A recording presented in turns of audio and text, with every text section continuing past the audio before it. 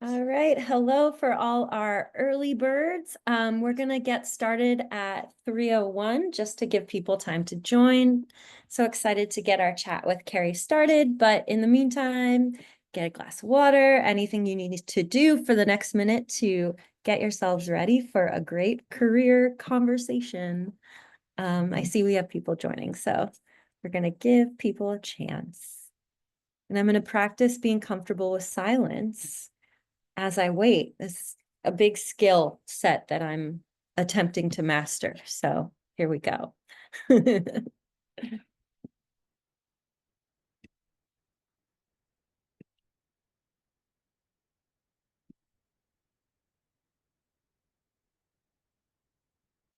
All right, for anyone who's just joining us, we're going to give it till 3:01. I'm on the East Coast, so for me it's 3, but wherever you are, when it hits 01, that is when we will get started. I'm very excited for this one today. All right, it is 3:01. I'm going to get us started.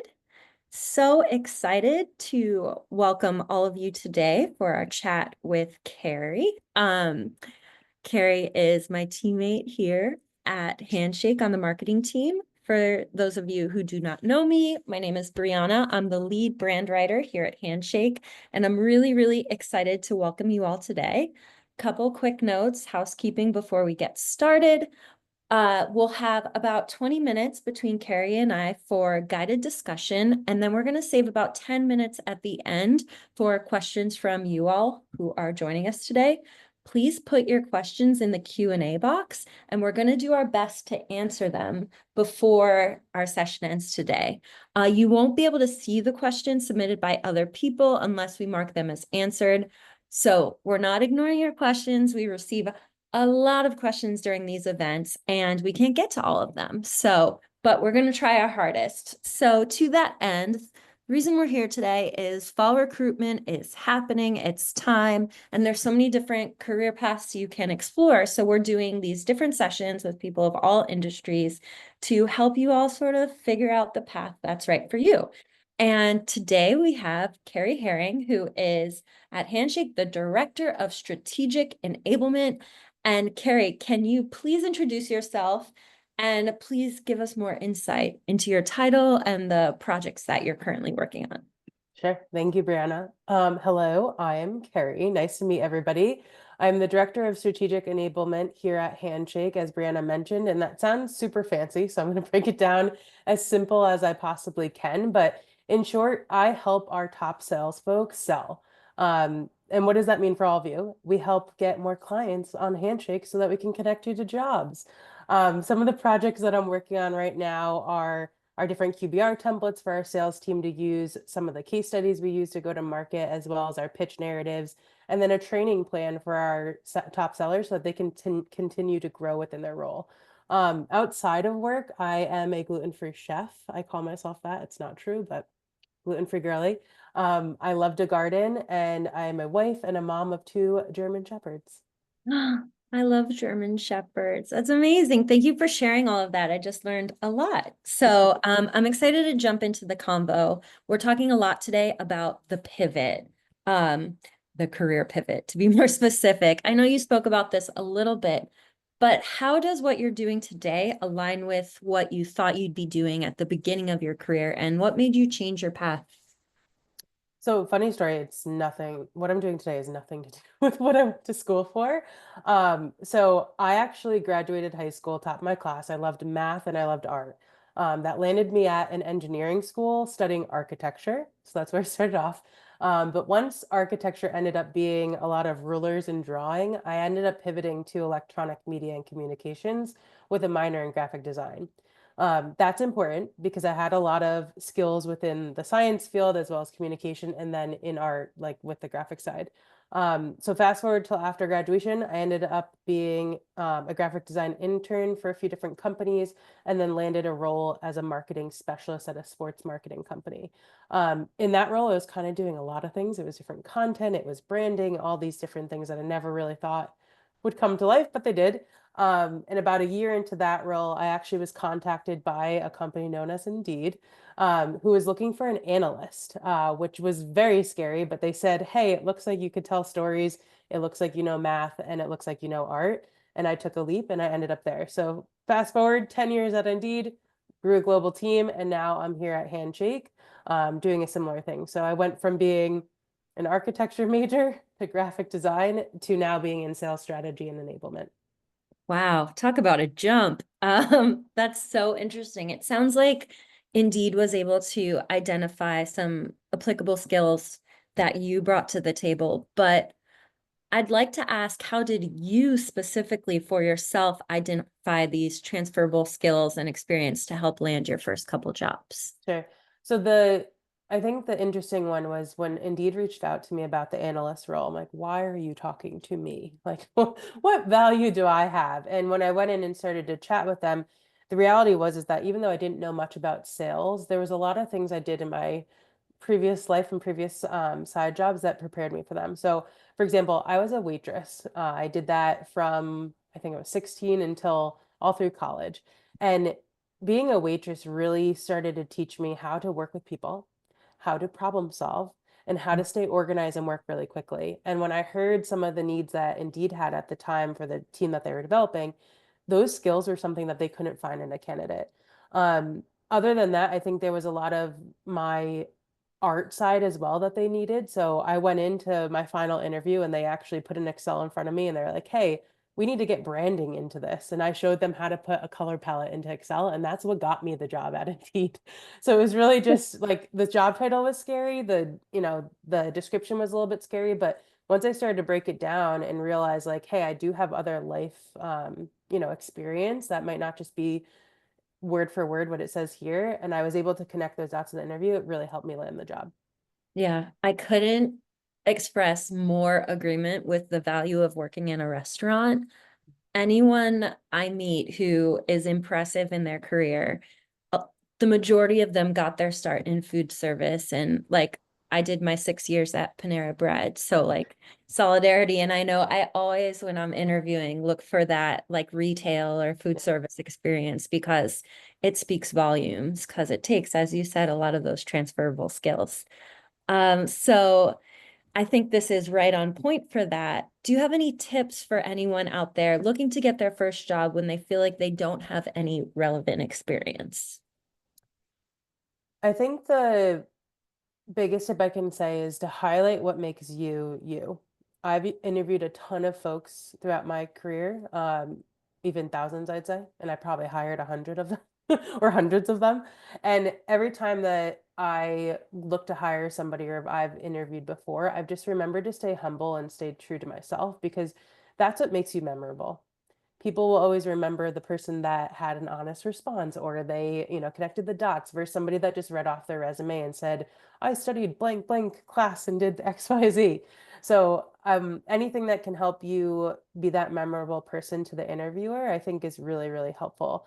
At the end of the day, you can learn anything. And a lot of the times, a lot of these companies will teach you a new skill, or you could go do it on your own as well. So just don't be intimidated by the job descriptions. If you're able to get these interviews, definitely take them and take the experience, then just be you. Yeah, I definitely, as someone, we've talked about this, but I'm a big pivot queen as well in my career. And something you touched on just made me think of a really important part of this journey as well, which is sort of being able to identify and master what your personal narrative is. So when you do get the chance to sit down in the interview chair, you know exactly what you're going to say and the story you're going to tell. So maybe you're not coming to the table with like, here's my portfolio, here are case studies, here's tactical examples, but instead you're coming to the table with this narrative of why your experience maybe in a different field or a different role is applicable. So I'm really glad you brought all of that up. And on that note, do you have any advice for explaining your career shift to employers? And how can a job seeker utilize their profile to explain their experience? So similar to what you just said, I think you use your profile to introduce yourself. Personal branding is super important. And what I've told folks that I've mentored in the past is your brand is what people say when you're not in the room. And it's the same as when you're researching a company, the folks that are looking to hire you are going to research you. So what does it say on your, Handshake profile? Do you have a portfolio that you can, have a quick bio in it or something like along those lines? And it's a great way to be able to showcase transferable skills. One thing that I love, shameless plug at Handshake, is the feed. I think that's a really cool way to be able to post videos, or if you're too shy to do videos, maybe it's a photo or a text post or whatever it might be. But that's a good way to say like, hey, I've been doing XYZ in this project or at this, side job, or as a waitress, I saw this problem. And it just gives employers a light into who you are as an individual or in some of those recruiters. So I'd say definitely think about what your brand is online because that's important. Yeah, and that is so much of what the feed is about. I'm on the feed, Carrie's on the feed. Everybody come join us on the feed. Let's learn about each other, help each other get careers. All right, so to take a little turn, obviously you've been successful with your pivots, but I'd love to know about the challenges you faced along the way when changing industries and how you overcame them. Yeah, so I've been in HR tech for a majority of my career, but I did mention I was in sports marketing, and then I actually worked for the news and a few other different places as an intern. So I think my biggest challenge that I remember was coming over to the analyst role and supporting sales. I knew nothing about sales, or at least I thought I knew nothing about sales. And the biggest advice I can have is to listen, interview people. And when I mean interview, I literally went out and talked to 100 different people at Indeed and said, what do you do? What is your job? What is this industry? And just ask a lot of questions and did that research so that I could build my own knowledge and be able to start to, really deep dive into this one area of the industry. So I think, yeah, be humble, listen is the biggest thing. The second I'd say is don't be afraid to make mistakes. I'm a type A individual, top of my class, very, we don't like to make mistakes, or younger Carrie didn't. But I think, as I've grown up in my career a little bit, I've known that mistakes are a good thing. Like they've helped challenge me a ton, and it's okay not knowing things is really what it came down to. So I think in every change into different industry or different job, remind yourself it's okay to not know everything. Yeah, and it's almost fun not to know everything Mhm. because if you know everything, then what are you doing? What are you working Exactly. for? Like that Exactly. being curious and that discovery is half of the fun, in Yep. this journey we're all on together. Yep. Also, you touched on something that I think is so important that I'd love to highlight with our audience today. You mentioned once you were at Indeed, you did, all of your coffee chats and informationals. And I think something to remember as well is when you're on the feed and on Handshake, setting up your networking meetings and one-on-ones, it's not just about getting the job. Once you're at the job, you want to continue networking so you can continue learning about what it is you like to do and want to do through other people's stories. And that'll help you be more successful within that current role and then your future ones. So I'm really glad you brought that up. Yep. For our next question, we're going to fast forward to today. Yep. So are there any skills you rely on as a leader that surprise you or you might not have expected to be reliant on? So I say this because I laugh about it all the time with my friends and family, but I was in peer mediation in middle school. So nothing that I learned in college, but there's one skill, peer mediation in middle school. And I was a certified peer mediator. I don't know if anybody's had this, but it was where you had a club basically and you resolved conflicts for your peers. So you'd be brought in as like a neutral party and they would tell you what they were fighting about and you'd find different tactics to help them find a resolution. I use that every single day as a leader, which I think is so funny because it's that people skills that like I didn't need to have from a job necessarily. Granted, my years of leadership have helped refine those as you've, interacted with different challenges, but really just being able to coach folks and build strong relationships and also collaboration with others has been super, super helpful. To your networking part, like the reason I got my third and fourth company or job was because I built really strong relationships with folks that I previously worked with, and that's how I got in the door at the next place. So I think, just having that conflict resolution and collaboration, that's really transferable to any job.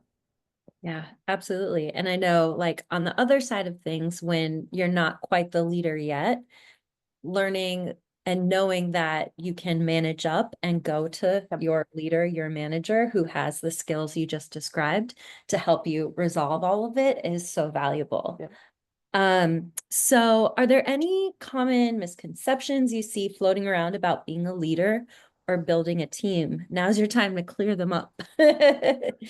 How long do we have today? Just kidding. I Yeah. think one of the things I didn't know, because I kind of threw myself into it, Indeed was grew very fast while I was there.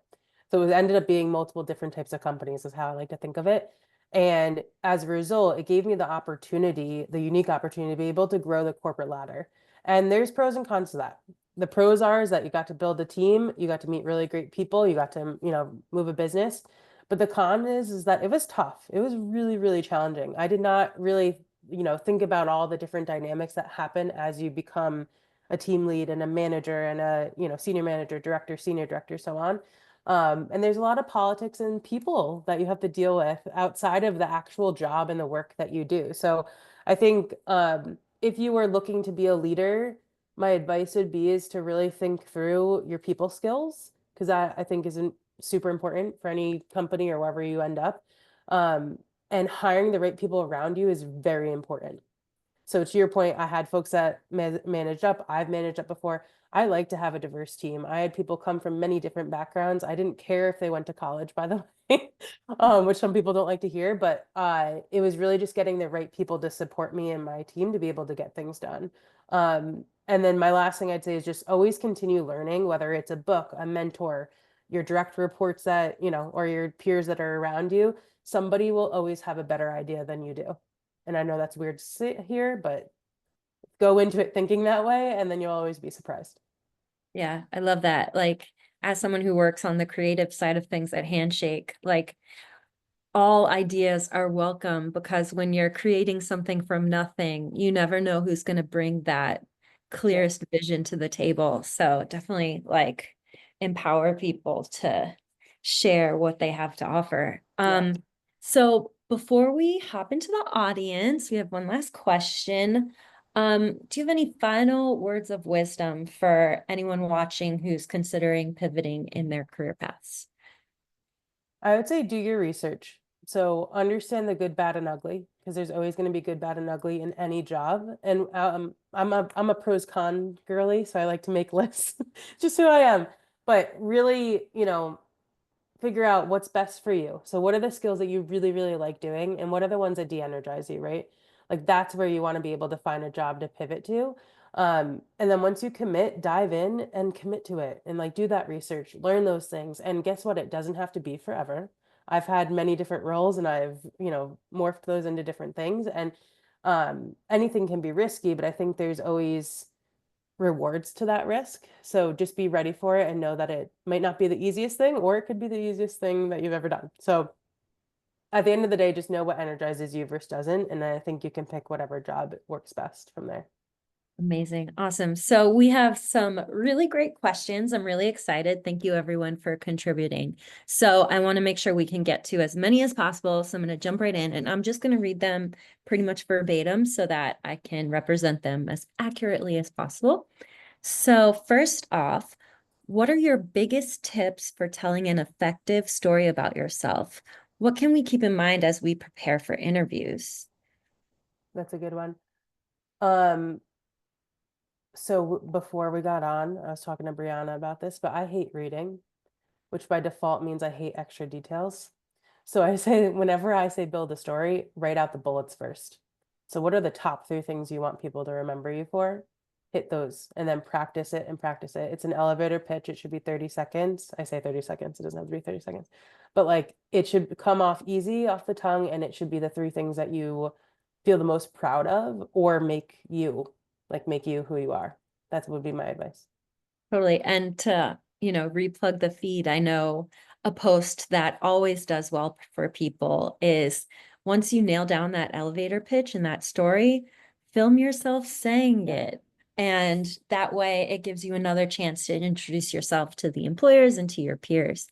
Um, so it sounds like you might have, made your list of your bullet points and all of that, but I want to like press a little further into how you came up with your own personal brand and if you have just any more tips to find and craft it.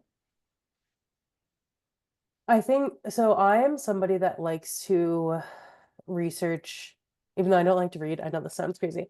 I like to look at different things online. So I'll look at LinkedIn, I would look at Indeed, I'd look at social media, TikTok, or whatever.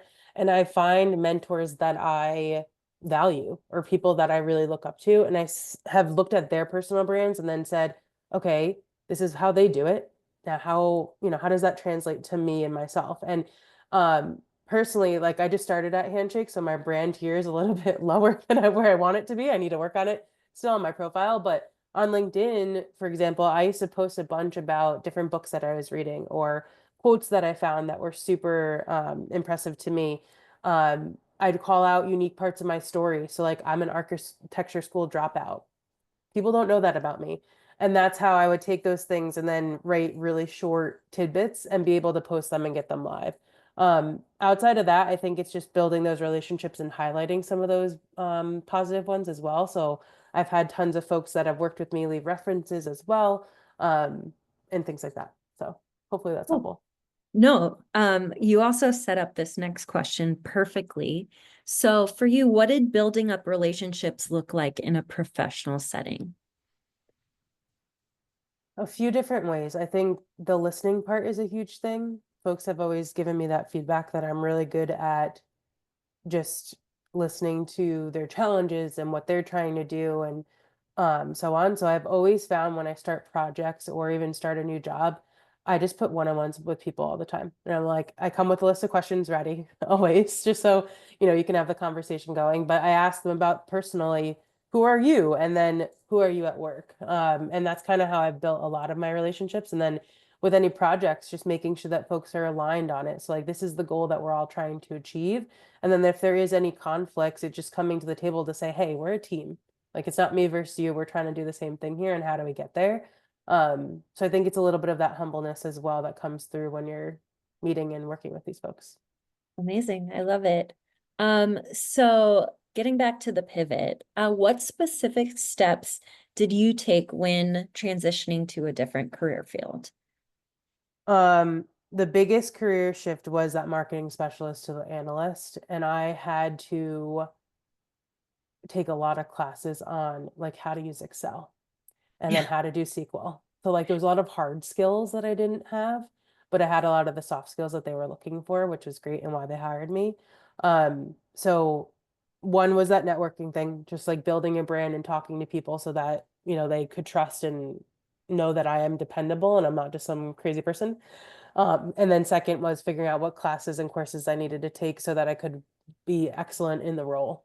And then the last thing I'd say is I always ask for feedback, whether that be from my friends, my peers, my manager, whoever, like where am I dropping the ball so that I know what to do next for my, career growth. Cool. And we touched on this a little bit earlier when we were both sharing our fabulous restaurant experience. But for everyone else, what are some tips you'd give for identifying strengths when you're not sure what to put down for your workplace skills? Like you just mentioned some of those hard skills you had to learn, but you brought your soft skills to the table. Sure. So how do you identify those? I think there's two ways to do it. One would be self-reflection. So what are some of the things that you've done in your life that you're most proud of or that you've thought went really, really well? And that could be any personal situation, relationship, work, project, class, anything. The second would be if you're open to it, if you have folks that are close to you, you ask them. So I think a lot of the skills that I didn't realize I was good at was I was told by my direct reports of like, hey, that's why I choose you as a leader. And that's funny because you don't like you don't always see what's behind the curtain or how you come off to somebody else as well. So just like any project that you worked on with a classmate, ask them for feedback. Ask them, how did I do in this area? Or where do you think my strengths were? Um, Utilize the people around you. They could be close to you, they may not be close to you, but I think feedback is a gift in that way. Yeah. Dude, you just identified something so important in asking for feedback, because when you ask someone for feedback, obviously you get the reward of finding out what you can do better, but it also is a way to show the person you're asking, hey, I respect you. Yep. I respect your opinion. And that's just another part of networking right there. So you're sort of hitting two birds with one stone, to use a, I hate when I use that saying, but sometimes it's the first that comes to my head. I So hear you. yes, feedback is so important. And you spoke about self-reflection to identify some of those skills. If you're having trouble with your self-reflection, ask for feedback from somebody else, someone you worked with, a friend, even your parents know you pretty well, whoever, Yep. your parental figures, they can tell you where your strengths lie and what you could possibly highlight if you're having trouble coming up on your own. So next question. Okay. Do you have any advice on career switching when entry-level roles are being gate kept by internship, rotation pipelines, and many roles require prior experience in the specific job duties instead of these more general transferable skills? That's a That's a good heavy one. question Yeah, right that's a good there. one.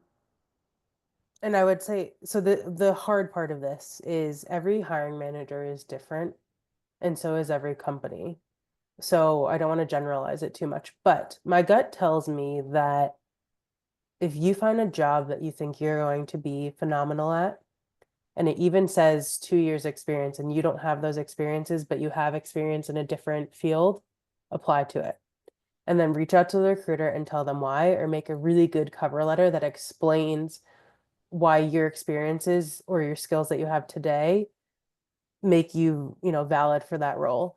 I know that this job market is not the easiest to be able to get, callbacks and everything, so it's hard to say. But if you're at a career fair, same thing. Like, I think it's okay to go in and say, hey, I know you're looking for 2 years of experience. I don't have 2 years of experience in this, but I have 2 years in that. And being able to say, and this is why I think it's important that you take a chance of on me or, on my skill set. So it's a little bit of like, don't be afraid by that in the job description, but also know that at the end of the day, there might be some employers that just say, no, we need the experience. Absolutely. And with platforms like Handshake, LinkedIn, Indeed, there's so many different ways to professionally reach out to Yep. someone and say, hey, I just applied. Um, really excited about this position, and here's why, so send that message. So it's gone by real fast, and we have one more question, and I really love this question as the last one. So, Kerry, what would be the top three ideas or concepts you'd want us to walk away from this today with? Ooh, that's good. First would be build your brand. So people talk about a resume, it's important, but at the end of the day, who you are and being confident in speaking in like as the type of candidate that you want to be is more important. So having that confidence in your elevator pitch, I think is number one priority. Second would be is to do your research. Like I said, the good, bad, and ugly, understand the company you're applying to, the job, the potential career path, or the skills that you need to learn for that role, and make sure that you're there to do it. Like if there's a job that you're just getting for a job versus a want, then that's going to be a little bit more challenging. And then I'd say the third thing would just be open to pivoting. I was at a company for 10 years. I had a great job. Something told me I needed to change, and I made the leap. And now I've ended up at another company since then.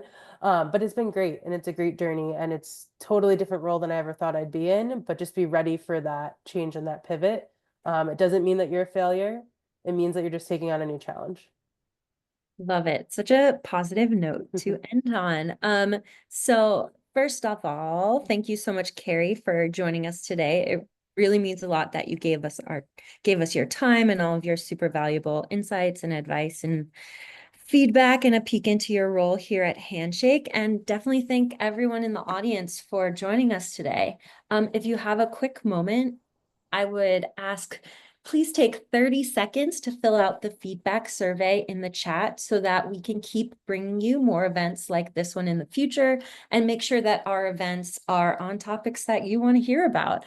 And definitely be sure to follow us on Instagram and on the feed for more event announcements so that you don't miss out on all these great interviews and programs we have coming your way. So that is it for today. Thank you again, Kerry. Thank you everyone for joining, and we'll see you on the feed. Bye Thank all. you. Have a good day. Thank you. Bye.